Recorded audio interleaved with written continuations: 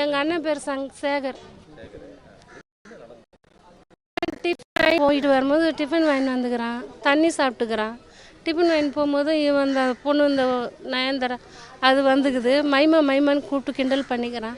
என்ன ஏன்டா கிண்டல் பண்ணுறேன்னு சொல்லிட்டு ஒரே அடி அடிச்சிட்டு, ஒரே அடியில் தான் உருட்டுக்கட்டையில் கழுத்தா மாட்டிலே அடிச்சுக்குது.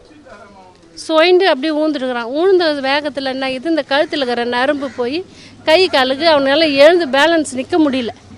அப்படியே அந்த இடத்துல விழுந்துட்டுக்கிறான்.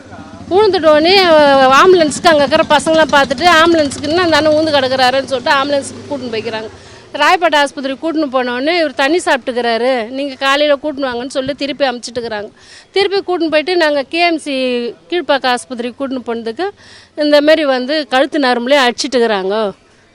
நரம்பு கட்டாயிடுச்சு. அந்த சீன்ற ஒரு நரம்பு வருங்க, அந்த நரம்பு கட்டானதுலேருந்து இவர் கொஞ்சம் இது வரத்துக்கு கொஞ்சம் கஷ்டம்தான் அப்படின்ட்டாங்க.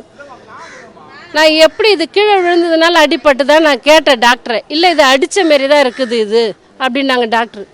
சரி நான் இந்த பையன் தான் நான் எங்கால மன்னிப்பு கேட்டான். நான் தெரியாமல் அடிச்சிட்டேன், என்னை மன்னிச்சிடுது அப்படின்ட்டு என் காலையும் என் பையன் காலையும் விழுந்தான். ஒரு உயிரை போகிற நிலைமைக்காட அடிப்பேன், இல்லை உயிரெலாம் போகாதேம்மா, நாங்கள் சாமி கையில் வேண்டிக்கிறோம், நல்லா வந்துடுவார், என்னை மன்னிச்சு விட்டுட்டு நல்லா ஜெயிலுக்கு போனேன்னா என் லைஃபே போயிடும் அப்படின்ட்டு அவனும் இன்னொரு அவங்க கூட குருவான் நான் திருநங்கை அவங்களும் வந்தாங்க. மன்னிப்புலாம் கேட்டாங்க. அவங்க அம்மா எல்லாம் மன்னிப்புலாம் கேட்டாங்க. நான் சொன்னேன், இது வரைக்கும் நீங்கள் கேட்குறீங்க, எங்கள் அண்ணனுக்கு எதிராக சப்போஸ் ஆயிடுச்சுன்னா நான் எங்கள் குடும்பம் போகிறக்கு எதுனா என் தங்கச்சிக்கும் வீட்டுக்காரில் இறந்துட்டார், 2 குழந்தைங்க, எனக்கும் வீட்டுக்காரில் எனக்கு பசங்க இருக்குது. எங்கள் 2 பேரையும் அவன் தான் பார்த்துக்கணும், வாட்ச்மேன் வேலை செஞ்சு.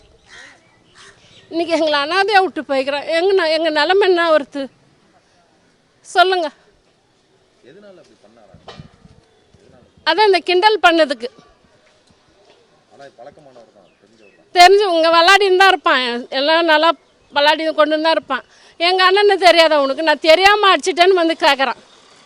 தெரியாமல் அடிக்கிறது ஒரு உயிர் போகிற நிலைமைக்கு அடிக்கிறது.